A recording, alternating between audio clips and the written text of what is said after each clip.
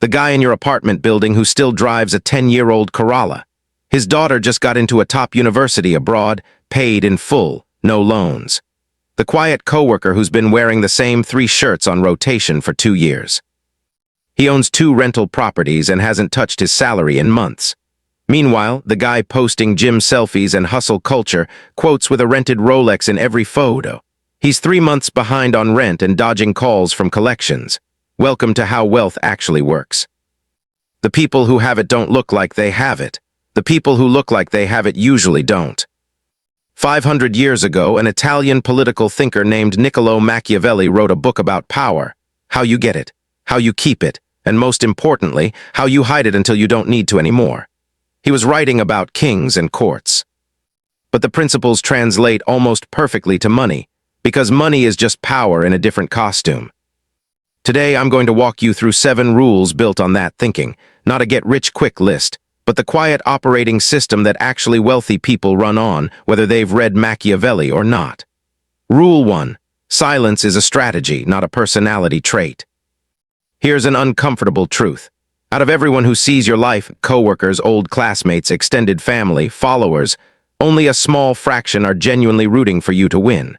The rest, consciously or not, feel a pinch of something else when you succeed. That's not a flaw in them. It's just human wiring. Envy is ancient and automatic.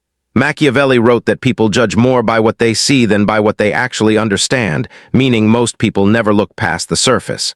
So the smart move is simple. Stop giving them a surface to look at. Look at how the actually wealthy carry themselves. Warren Buffett, one of the richest investors alive, still lives in the same modest house he bought decades ago and eats breakfast from a fast food drive-thru most mornings. No yacht photos, no watch flexing. Founders who have built billion-dollar companies are often the ones you'd never pick out of a crowd, plain t-shirt, old sedan, nothing to signal status because they don't need anyone's validation to feel secure in what they've built. When you broadcast success, 3 things happen, guaranteed. People get envious. People start asking you for money, and people start either copying your exact moves or quietly working to slow you down. None of that helps you. So here's the practical version. When your income goes up, let your lifestyle lag behind it on purpose for at least 6 months. Get a raise, don't upgrade the car. Get a bonus, don't post the vacation. Every flex is an announcement, and every announcement recruits a few more people into either resenting you or leeching off you. The poor spend to be noticed. The wealthy spend to stay unnoticed. Rule 2, idle money is a slow leak, not a safety net. Silence alone doesn't build wealth. Money sitting untouched in a checking account is losing value every single year to inflation, usually somewhere around 6–7%. It feels safe. It isn't. It's shrinking quietly while you're not looking. So the second rule is, put your money to work instead of letting it rot. You don't need to become a finance nerd overnight. A simple starting framework. Save 20% of what you earn, invest another 20%, and live on the remaining 60%. If that feels aggressive at first, start smaller and build up. The habit matters more than the exact number on day 1. Where does the invested portion go? For most people, the boring answer is the right one. Low-cost index funds or a simple automated investment plan where a fixed amount leaves your account every month without you having to think about it. It's not exciting. It's not supposed to be. Compound growth rewards patience, not adrenaline. Machiavelli talked about fortune favoring those who take calculated action rather than those who wait passively. And in his era, merchants who sent ships across dangerous waters knew some cargo would be lost. But the ships that made it back covered every loss and then some. That's diversification, 500 years before the word existed. Don't put everything in one place. Don't chase whatever's trending either. By the time something's trending, the early advantage is already gone. Machiavelli also warned that whoever builds on the crowd builds on sand. Do your own homework before you move. Rule 3, stop performing your life online. Ask yourself honestly, the people constantly posting gym progress, airport lounges, and grateful for this life captions, do you actually believe most of them are thriving? More often than not, the loudest highlight reels belong to people who are quietly drowning. Real success doesn't leave much time for constant content creation because the work itself is consuming the hours. I've watched this play out directly. Someone I knew posted a new trip, a new gadget, a new outfit almost weekly. Everyone assumed he was doing incredibly well. Turned out he was buried in credit card debt and behind on rent, funding the image with borrowed money. Meanwhile, someone else I knew, completely inactive online, never posted anything, quietly had multiple properties, and a fully funded retirement nobody saw coming, because he never gave anyone a reason to look. If your income doesn't come from your online presence, disappearing from the performance of success costs you nothing and protects you from a lot. Every post showing off what you have is basically an open invitation, for jealousy, for copycats, or for people showing up with their hand out. People with real leverage keep their next move private. They understand that if others can't measure what you have, they can't control you through it. Make privacy your default setting. Kill the urge to prove your progress to anyone. The person who moves quietly wins twice, once when they actually succeed, and again because nobody saw it coming to try and stop them. Rule 4, never let one source hold your whole future hostage. Machiavelli wrote that a wise person never lets themselves become entirely dependent on fortune, meaning you should never tie your entire life to one job, one client, one employer, one income stream. Dependency dressed up as stability is still a weakness, and weaknesses eventually get tested. Anyone relying on a single income is like a ruler with exactly one fortress, safe right up until the first real attack. Widespread layoffs during economic downturns have proven this again and again. People with one income stream got wiped out overnight, while people with multiple smaller streams absorbed the hit and kept moving. So the practical move, treat every paycheck as seed money for a second income stream and eventually a third.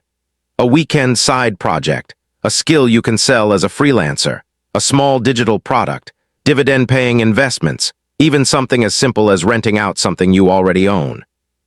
Say you're a salaried employee, you could take on small freelance projects on weekends, build a modest audience around something you're knowledgeable about, or start investing consistently for dividend income. None of these need to be huge on their own. The point is that 5 modest streams are far more resilient than one large one. Some of the most enduring family fortunes in history, from historical merchant banking dynasties to modern founders who expanded far beyond their original business, didn't stay in one lane. They spread influence and income across multiple unrelated channels so that no single failure could take them down. One income lets you survive. Multiple incomes let you actually build something that lasts. Rule 5. Protect what you build quietly and properly. A wise ruler builds fortresses to protect their power, Machiavelli wrote, but also knows when to keep those defenses out of sight. In modern terms, that fortress is legal structure. You probably don't need complicated corporate structures on day one. But the moment you're running even a small business or side venture, register it properly. Start simple and formalize further as it grows. The point is separating what you own personally from what the business owns. So a single dispute or lawsuit can't touch your home, your savings, or your car. People who have genuinely built wealth rarely hold everything in their own name in an obvious, traceable way. They build ownership structures that are legitimate but complex enough that casual observers, and occasionally hostile ones, can't map out exactly what they have or where it sits. When you buy property or start a venture, think deliberately about how it's structured, not just whether it's profitable. And just as important, talk less about your plans.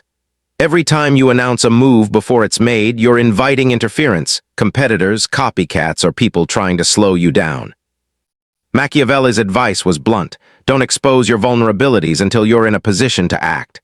Let your results speak once they exist. The person who explains everything in advance trades their advantage for a little bit of applause. Rule 6. Build rare skills before you build a reputation. The one asset nobody can take from you is what's inside your own head. Money can be lost, stolen, or mismanaged. Skill and knowledge stay with you regardless. And here's something a lot of people miss. A degree gets you in the door, but rare, in-demand skill is what actually gets paid. Plenty of formerly uneducated entrepreneurs have built businesses that employ people with far more prestigious credentials, simply because they mastered something the market genuinely needed: negotiation, execution, reading people, closing deals. So the real question isn't what's on your resume.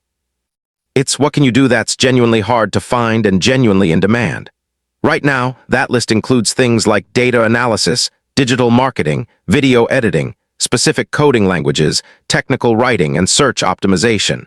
Skills you can learn largely for free and monetize from anywhere in the world. But build them quietly. Don't narrate every day one of learning X milestone publicly. While you're still a beginner, you're also at your most vulnerable to discouragement and unsolicited opinions from people who have never tried. Study in private. Practice consistently. Let your first visible result be actual competence, not a progress log. Even now, some of the wealthiest people alive still spend several hours a day reading and learning, because they understand something simple. Knowledge compounds exactly like money does quietly in the background, until it suddenly doesn't look quiet anymore.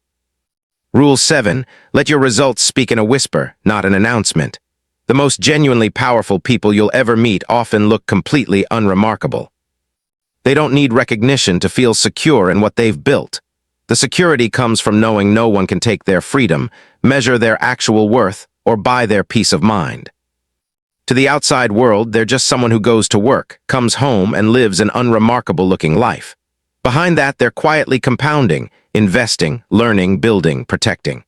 Machiavelli understood something most people miss. People resent those who visibly outpace them, but they also underestimate those who appear ordinary. The solution is holding both at once, stay visibly modest, but operate with quiet, deliberate ambition underneath it. That's not deception. It's just refusing to hand your leverage to people who'd use it against you. When you give, give without needing credit. When you win, stay quiet about it. As you grow, resist the urge to let more people in on how much you've grown. The less they know, the safer your position stays. The loudest people are usually chasing applause. The quiet ones are usually building something that outlasts the applause entirely. So the next time you're tempted to flex a win, remember, the biggest victories are almost always private. The deal that closed quietly, the habit built alone with no audience, the discipline nobody claps for. Those invisible things are exactly what separate people who are actually secure from people who are just performing security. If any one of these 7 rules landed for you, pick the one that feels most relevant to where you are right now, and actually apply it this week. Not all 7 at once, just one. Knowledge changes nothing on its own, action does.